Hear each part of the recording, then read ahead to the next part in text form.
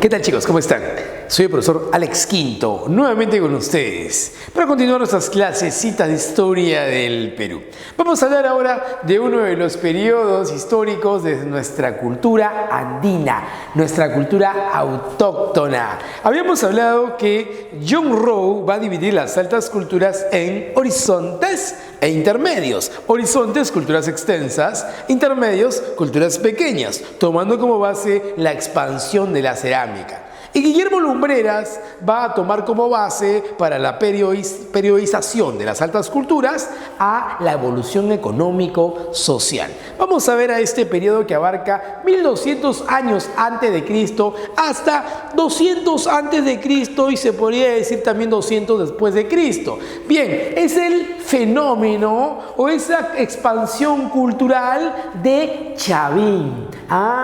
Chavín entonces es el primer horizonte, o llamado también horizonte temprano. Horizonte temprano según John Rowe, pero Guillermo Lumbreras se llama formativo. Es el formativo medio. Básicamente Chavín se va a desarrollar, según Guillermo Lumbreras, en el formativo medio y en el formativo final, ¿no? Va a ir perdiendo poco a poco influencia. Por eso pongo acá 200 después de Cristo, ya cuando el formativo final se acaba, ya cuando Chavín pierde totalmente influencia. Pero su época de desarrollo, su época de apogeo será 1200 antes de Cristo a 200 antes de Cristo. Profe, qué bacán. Vamos a ver al formativo Chavín o al horizonte Chavín, según a quién quieras tomar como base. Profe, ¿a John Rowe o a Guillermo Lumbreras? Vamos a ver, Chavín, cultura panandina, cultura extensa, amplia, fue descubierta por Julio César Tello. Julio César Tello descubre el horizonte Chavín, o la cultura panandina Chavín, o el formativo Chavín.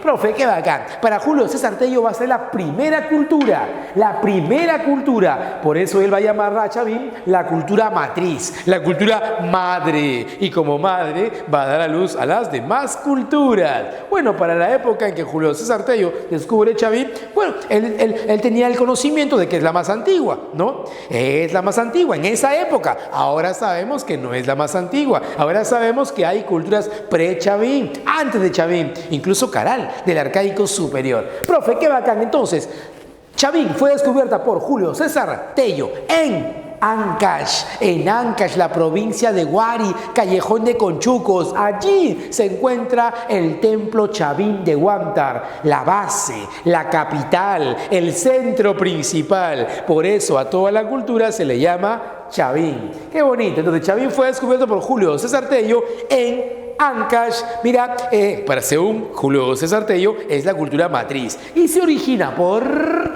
síntesis. Mira por acá. Se origina por síntesis. ¿Síntesis de qué? Del formativo. Eso ya lo vimos la clase pasada. Profe, qué bacán, qué bonito Chavín. Profe, Julio César Tello descubre Chavín en Ancash. ¿Quiénes gobiernan en Chavín? En Chavín la clase dominante son los sacerdotes. Aleluya. Aleluya, aleluya, aleluya, aleluya. Si la clase dominante son los sacerdotes astrónomos, mira, entonces en la política podemos decir que Chavín es un estado teocrático. Teo, Dios; cracia, gobierno de los dioses. Profe, y si es una clase dominante, entonces decimos que es una sociedad clasista. Sociedad clasista. Vamos a poner acá. Sociedad clasista. Profe, qué chévere, porque hay clases sociales. Una clase que domina, que son los sacerdotes, y una clase que es dominada, que serían los campesinos, artesanos, ganaderos, comerciantes. Mira, y esta escultura Chavín tenía como base de la sociedad a unas familias llamadas ayllus. Aquí existen los ayllus, sí. La base de la sociedad andina de todas nuestras culturas es el ayllu. No lo olvides. Mira, Chavín, descubierta por Julio César Tello en Ancash. Es un estado teocrático, una sociedad clasista. Veamos la economía. En el aspecto económico, importante, porque para que exista una civilización hay que ver de qué forma satisface sus necesidades. Para que se pueda mantener una población cada vez más grande, pues tiene que haber una economía de producción, agricultura y ganadería. Actividad más importante, la agricultura. ¡Qué bonito! En esta época se va a generalizar el cultivo del maíz. Maíz, hermano, granito eterno. Recuerda, cultivo del maíz. Se va a generalizar en todos los Andes el cultivo de este alimento importantísimo que es el maíz. Además, hay también técnicas hidráulicas. Si hay agricultura, pues tiene que haber técnicas hidráulicas o sistemas de irrigación que mejoran la producción y mejora la alimentación. Recuerda, técnicas hidráulicas o sistemas de irrigación como el canal de Cumbemayo. El canal de Cumbemayo. Apunta ahí para tu dato. Profe, también hay ganadería. Una ganadería de altura, porque se van a criar animales que viven en las alturas. ¿Ven? Los auquénidos. ¡Qué bonito! Mira qué facilito. Chavín se origina por síntesis. Fue descubierta por Julio César Tello en Ancash, la provincia de Huari. Es un estado teocrático, una sociedad clasista. La actividad más importante es la agricultura y la ganadería. Y también hay comercio, el trueque que van a hacer entre los pueblos. El dominio de Chavín. Chavín cómo se convierte en una cultura extensa, panandina, horizonte, por su dominio cultural.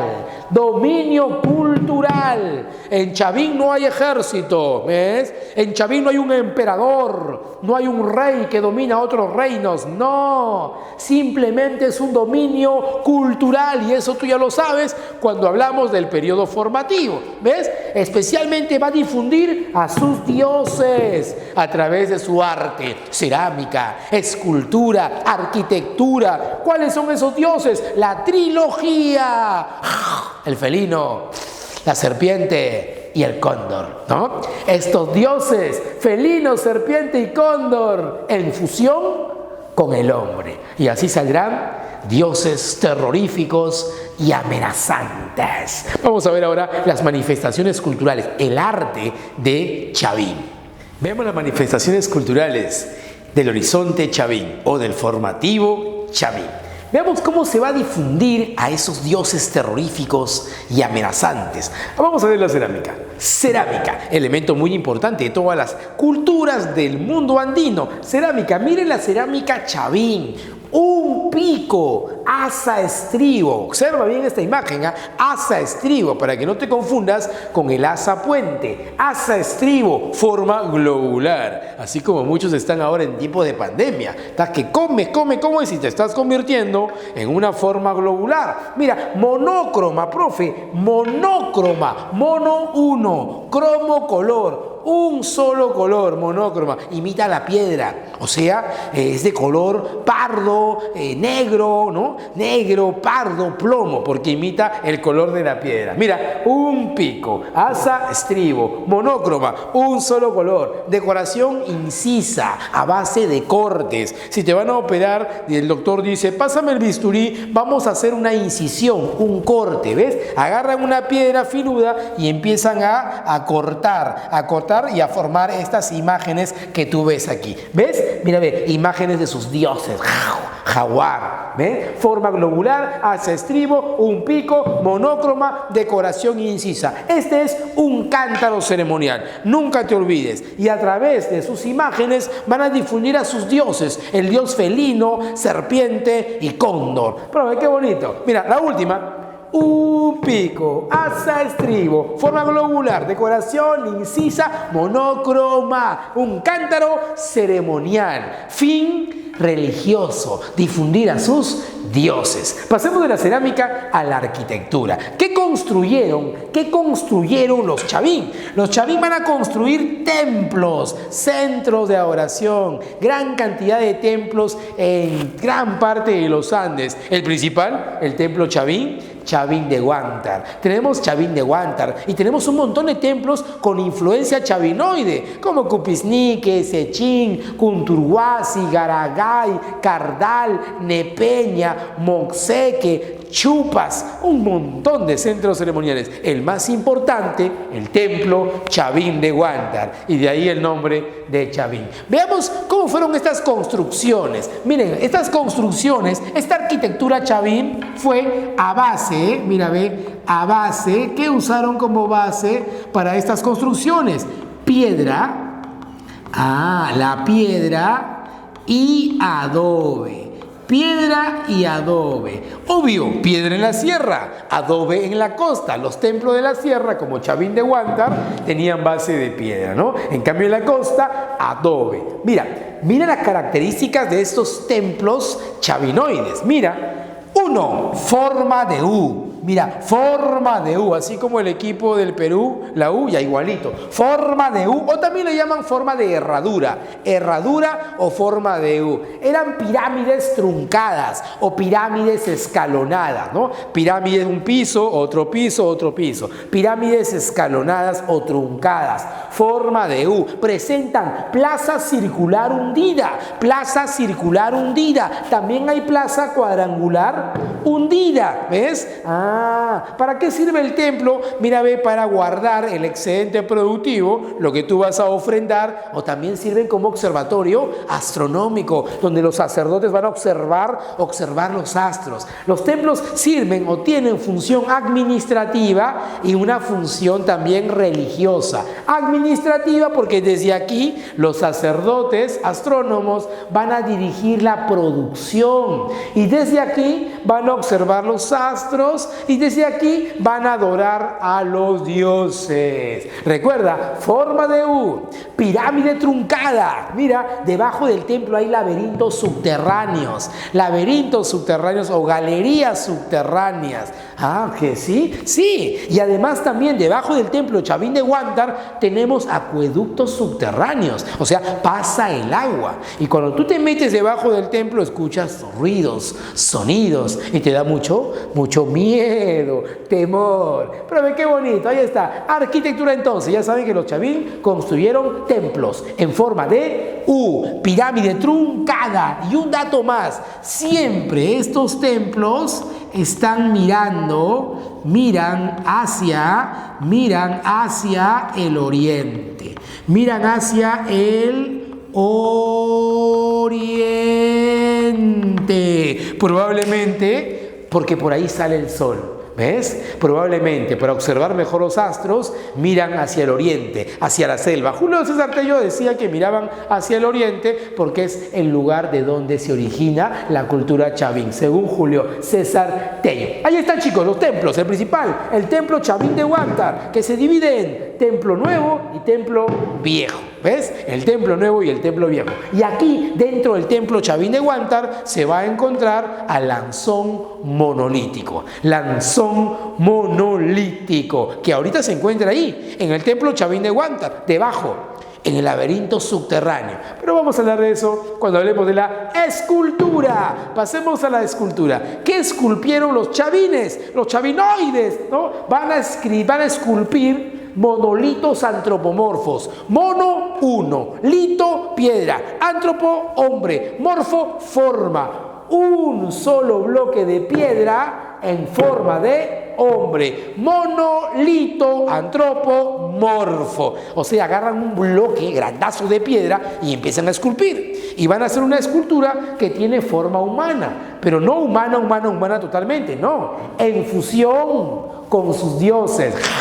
Felino, serpiente y cóndor, creando así unos dioses que inspiran miedo, que inspiran terror. Decoración incisa a base de cortes van a hacer las imágenes en estos bloques de piedra y representan a sus dioses. El lanzón monolítico, ¿ves? El lanzón monolítico, forma de lanza, de cuchillo, cara de jaguar humanizado, ¿ves? Que se encuentra en el templo Chavín de Huántar. El obelisco Tello, una columna columna que presenta la imagen de dos caimanes, imagínate, terrible, da miedo. La Stella Raimondi, un ser antropomorfo con dos varas, es el dios de las varas o el dios de los báculos. En vez de cabellos tiene serpientes, en vez de dedos garras, ¿ves? En vez de dientes colmillos, ojos de cóndor. ¿Te das cuenta cómo eran sus dioses que inspiran el miedo y el terror? Y las famosas cabezas clavas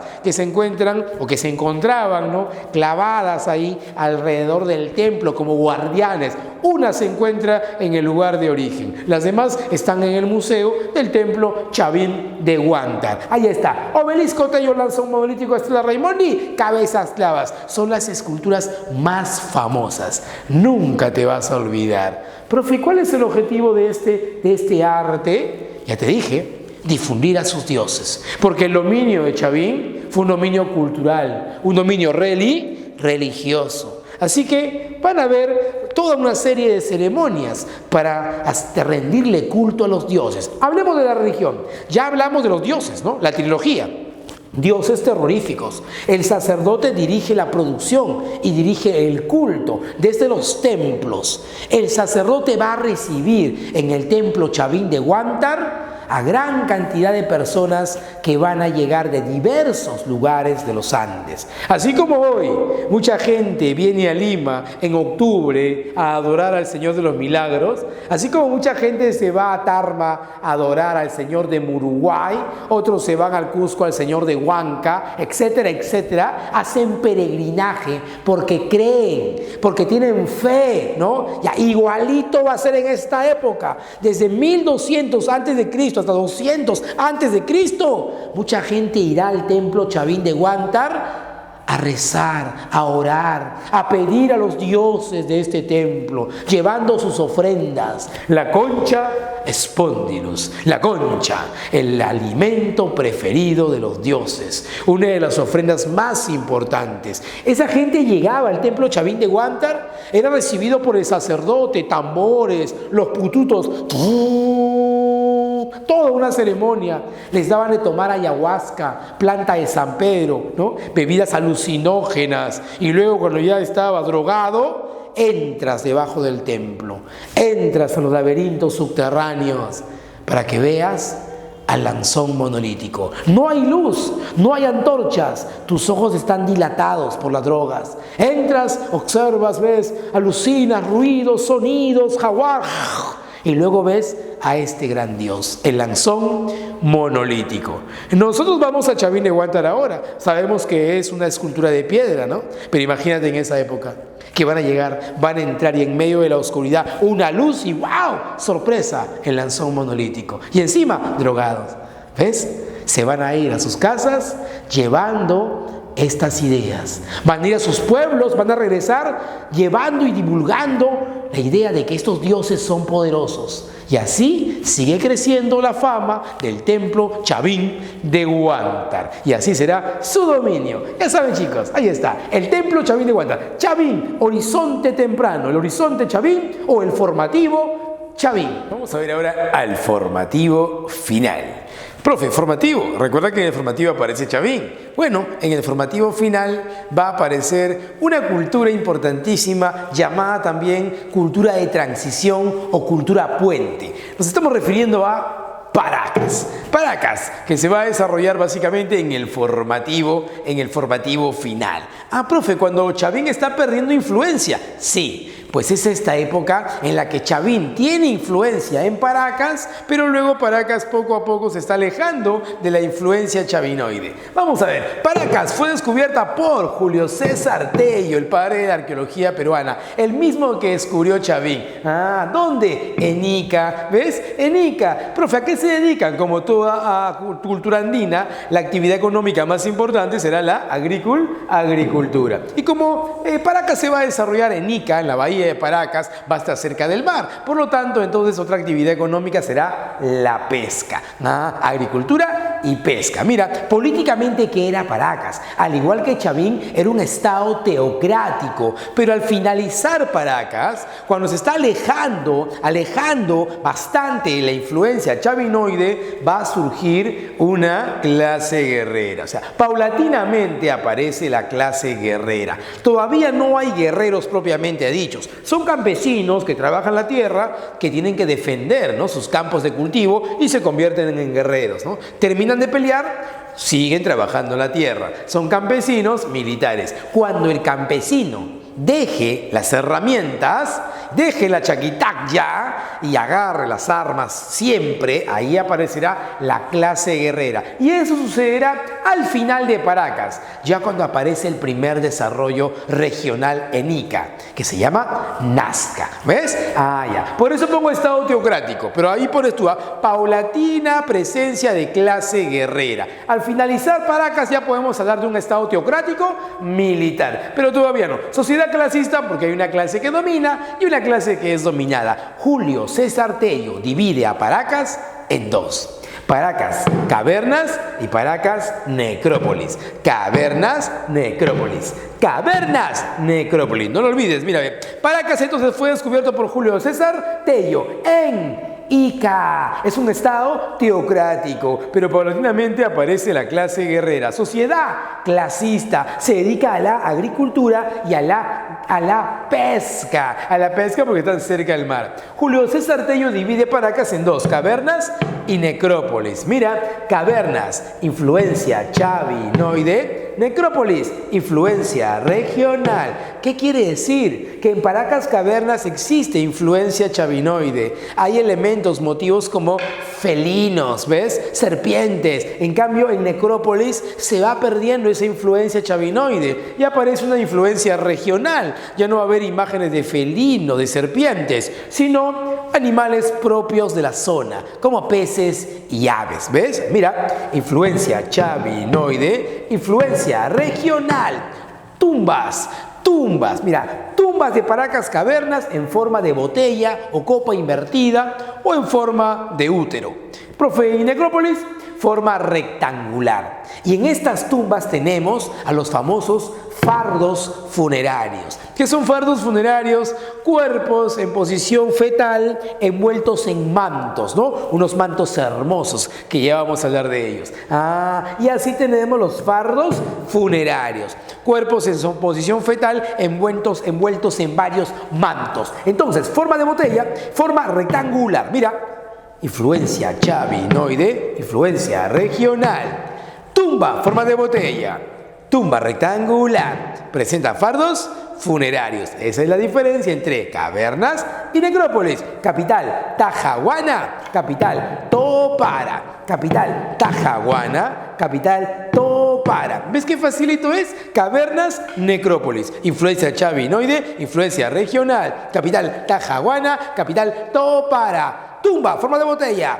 Tumba rectangular, facilito. Vamos a la cerámica. Mira, aquí sí vamos a ver un poquito. Cerámica. Cavernas, cerámica polícroma. Necrópolis, cerámica monócroma. Cavernas, técnica postcocción. Necrópolis, técnica precocción. ¿Qué es la técnica postcocción? A ver, te voy a explicar. Post significa después, pre, antes, ¿no? Post, después, pre, antes. Mira, observa. A ver, yo soy un ceramista, un alfarero. Cavernas, agarro, ¿no?, la arcilla, formo mi cerámica, mira, ve, está blandito y lo tengo que meter al horno. Lo meto al horno para que se seque con la acción del calor. Se seca. Saco del horno y recién pinto. ¿Ves?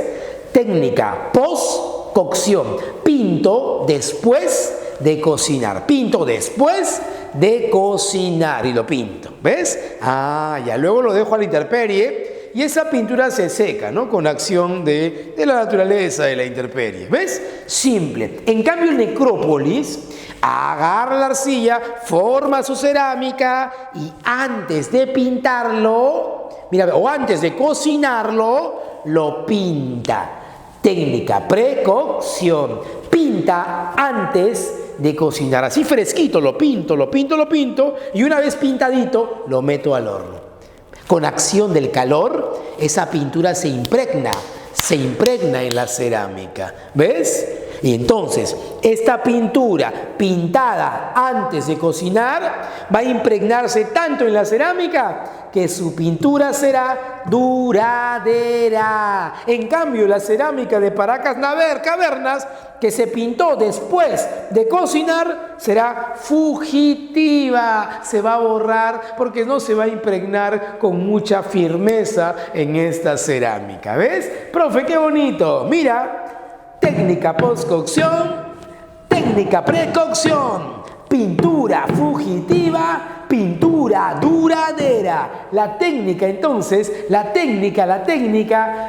postcocción trae como consecuencia que la pintura sea fugitiva. Y la técnica precocción trae como consecuencia que la pintura sea duradera. Facilito, ¿eh? Profe, vamos a los mantos. La textilería. Los mantos más hermosos del Perú antiguo están en Paracas. Los más bellos, ¿me entiendes? Hermosos, de algodón, de lana, cabello humano, gran cantidad de colores, una policromía alucinante. Ahí está. Mantos bellos, los de Paracas Cavernas, pero los de Necrópolis son los más hermosos mantos, mira, ve, de toda la cultura andina. Nadie la iguala, nadie mejora a estos hermosos mantos, los mantos de Paracas. Para terminar, chicos, vamos a algo muy conocido, Mira, ve, la trepanación craneana. Trepanación, horadar la cavidad del cerebro, imagínate. Van a trepanar la cabeza, el cráneo. Van a horadar supuestamente para sacar tumores, para curar, o sea, tener un objetivo médico, quirúrgico. Los primeros médicos, los primeros cirujanos del Perú antiguo, del Perú prehispánico, ¿me entiendes? Van a usar cuchillos de obsidiana, van a usar coca para adormecer, van a reemplazar el pedazo de cráneo extraído con pedazos de metal o pedazos de calabaza. Se han encontrado restos donde se evidencia la regeneración celular. Quiere decir que luego de operado, este hombre vivió. ¿Ves? Otros dicen que también presenta un objetivo religioso, ¿no? Rituales o religiosos que presentan o que tenían estas trepanaciones craneanas. Recuerda, trepanación craneana. Y la deformación craneana, cabezas deformadas, cabezas alargadas. Dicen que desde niños los amarraban con sogas, con tablitas, para que el cerebrito, para que el cráneo crezca alargado, ¿no? En plena época de formación. Profe, ¿para qué se alargaban la cabeza? O sea, ¿por qué?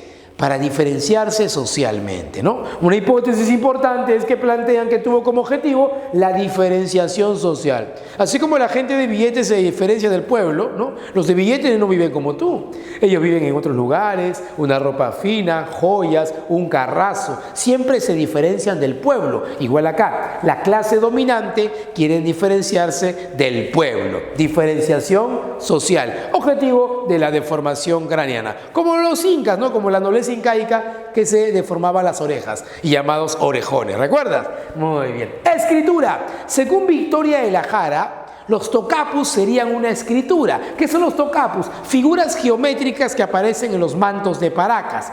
Según ella, sería una escritura.